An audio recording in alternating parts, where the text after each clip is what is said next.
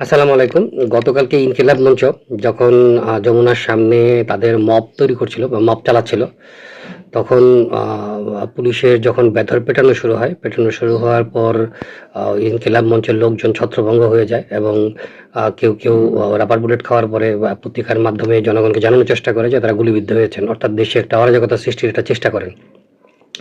তো সেই চেষ্টার ফলে যখন দেখলো যে না, পুলিশের অ্যাকশনটা আসলে এমন এক পর্যায়ে চলে গেছে যে আসলে তারা ভাবতেই পারছে না যে পুলিশ তাদেরকে এভাবে পেটাতে পারে। তো তখন তারা ইনকিলাব মঞ্চ একটা ফেসবুক পোস্ট দেয়, যে পোস্টটা নিয়ে অনেকে অনেক কথা বলছে। আমিও পোস্টটা দেখার পর আমিও চিন্তা ভাবনা করছিলাম আসলে কি বলা যায়। তো তাদের পোস্টটা কি ছিল? লীগ অ্যাক্টিভ হয়েছে, তারা সাধারণ জনতার সাথে মিশে পরিস্থিতি অন্যদিকে প্রবাহের চেষ্টা করছে, শহীদ ওসমান হাদির হত্যার বিচার এবং নির্বাচন বানচালের চেষ্টা চলছে, আপনাদের সবাইকে নিরাপদ স্থানে চলে যাওয়ার জন্য অনুরোধ করা হলো। এই কথাটা বলে তারা তাদের সেখান থেকে তাদের লোকজনকে চলে যেতে বলেছে। কিন্তু এর আগেই পুলিশ পিটিয়ে এই এলাকাটা খালি খালি করে ফেলেছিল। তারা এই কথাটা বলে আসলে তারা সম্ভবত ভাবতেই পারেনি যে পুলিশ তাদেরকে এভাবে পেটাবে। কারণ এতদিন তো সেট করা পুলিশ ছিল, পুলিশ তাদের বিরুদ্ধে কিছু বলতো না, তাদেরকে ভয় পেত। ইভেন এর আগের দিনও ফুলের টোকা দিলেও নাকি তারা নাকি দুনিয়া উল্টায় ফেলবে। তারপর তারা জল কামান বলছে, জল কামান আনতে কতগুলো লোক লাগবে, কত লোক জড়া করতে হবে, ওরা 2 ঘন্টার আলটিমেটাম চেয়েছে যে 2 ঘন্টার মধ্যে আমরা সেই লোক জড়ো করবো, লাঠিচার্জ করতে কি করতে হবে। পুলিশ যথেষ্ট ধৈর্যের পরিচয় দেওয়ার পরে যখন দেখলো যে না, সকালবেলা সরকারি কর্মচারীদেরকে তারা পিটিয়েছে কিন্তু ইনকিলাব মঞ্চের গায়ে হাত দেয়নি। ইনকিলাব মঞ্চ মনে করেছে যে তাদের সেই 5ই আগস্ট পরবর্তী শক্তিটা তাদের এখনো রয়ে গেছে, অর্থাৎ পুলিশকে তারা যখন যেভাবে খুশি যেভাবে বলবে সেভাবে চলবে। কিন্তু পুলিশের মধ্যে এবং যেহেতু সামনে নির্বাচনের কারণে সকল বাংলাদেশ সরকারের সকল অংশ চাচ্ছে যাতে নির্বাচনটা হয়। তো তাদের হয়তো ঐক্যবদ্ধ সিদ্ধান্তের ফলে তারা ডিসিশন নিয়েছে যে এই শিবিরের ছেলেগুলোকে পেটাতে হবে। নাম ইনকিলাব মঞ্চ, শিবিরের ছেলেগুলোকে পেটাতে হবে। কারণ শিবিরের ছেলেরা আসলে তারা এমনভাবে চলাফেরা করছে, এমনভাবে কথাবার্তা বলছে এবং তারা এমনভাবে প্রচারণা চালাচ্ছে যাতে মনে হচ্ছে যে তারা আবারও ক্ষমতায় আসছে, অর্থাৎ নির্বাচনের পরে ক্ষমতায় আসবে। কিন্তু মাঠের বাস্তবতা তা নয়। যদি ইলেকশন ইঞ্জিনিয়ারিং করতে না পারে তাহলে নির্বাচনে জেতার কোনো সম্ভাবনা নেই। আর মাঠ প্রশাসনও যে জামাতের পক্ষে নেই সেটাও জামাত বুঝতে পেরেছে। তো শিবিরের ছেলেরা যখন পেটানি খেয়েছে, পেটানি খাওয়ার পরে ইনকিলাব মঞ্চের মাধ্যমে তারা লীগের দোহাই দিয়ে তারা চলে গেছে।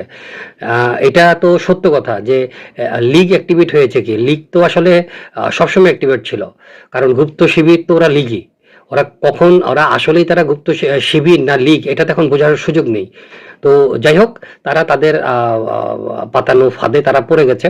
এখন ইনকিলাব মঞ্চ এই কথাটা বলে তারা নিজেদেরকে রক্ষা করার চেষ্টা করছে বা তারা ভাবছে যে তারা একটা বড় কিছু অর্জন করতে পারবে। আজকে সরকার জাতিসংঘে চিঠি দিচ্ছে, সেই চিঠির পরে কি হয় আমরা দেখি জামাত ইসলামী কিভাবে ইনকিলাব মঞ্চকে আবার লোকজন সাপ্লাই দেয়। তবে এই স্ট্যাটাসটার মধ্যে আমি একটা জিনিস খুব মানে অবাক হয়ে লক্ষ্য করলাম যে শহীদ ওসমান হাদির হত্যার বিচার এবং নির্বাচন বানচালের চেষ্টা করে তারা একটা নতুন জিনিস যোগ করেছে। এই নির্বাচনের সময় কোনো ধরনের সভা সমাবেশ অর্থাৎ নির্বাচনী জনসমাবেশ ছাড়া অন্য কোনো সমাবেশ নিষিদ্ধ সরকারি আইন অনুসারে, নির্বাচন বিধি আইন অনুসারে। তারা এই সময়টাতে যমুনা ঘেরাও করতে গিয়েছে। তো বিষয়টা খুবই পরিষ্কার যে পুলিশের পেটানো খাওয়ার পরে তারা আসলে তাদের মান বাঁচানোর জন্য, জনগণের সামনে বোঝানোর জন্য, হ্যাডাম দেখানোর জন্য লীগের উপর একটা দোষ চাপিয়ে দিয়ে তারা তাদের মান বাঁচানোর চেষ্টা করছে। আসলে যেটা সত্যি কথা যে আওয়ামী লীগ বা লীগ এই মুহূর্তে কোনো অ্যাক্টিভ না। কারণ আওয়ামী লীগ বা লীগ এরা জানে যে এরা নিজেরা যেভাবে কামড়াকামড়ি শুরু করেছে, এতে তারা নিজেরা লাগার পরে তারা তাদের ফায়দা নেবে। তারা নিজেরা এসে কখনো আক্রমণ করবে না। আর এই ওসমান হাদি ইনকিলাব মঞ্চের মতো একটা চুনোপটিরকে আঘাত করে আওয়ামী লীগ তার দায় নিতে চাইবে না, এটা খুবই সত্য কথা। আর এই মুহূর্তে আমরা দেখলাম ইনকিলাব মঞ্চ দাবি করছে যে সরকারের ভিতরের উপদেষ্টা পরিষদের একটা বিশাল অংশ হাদি হত্যার সাথে জড়িত। আসলে কারা জড়িত তারা এখনো কিছু বলছে না, তারা শুধু মুখে মানে বুলি আওড়াচ্ছে। আসলে জামাত ইসলামের প্রতিটা প্ল্যানের অংশ হচ্ছে ইনকিলাব মঞ্চ। অতএব সকলে এই ইনকিলাব মঞ্চতে সাবধান থাকুন এবং এই ইনকিলাব মঞ্চের কোনো প্রোপাগান্ডা এবং কোনো আহ্বান সাড়া দেবেন না। ইনকিলাব মঞ্চকে আসলে আনফলো করে দিন সকলে এবং ইনকিলাব মঞ্চের মতো একটা দুষ্ট শক্তি আশা করি আমরা 12 ফেব্রুয়ারি নির্বাচনের পরে বিলীন হয়ে যাবে। ধন্যবাদ।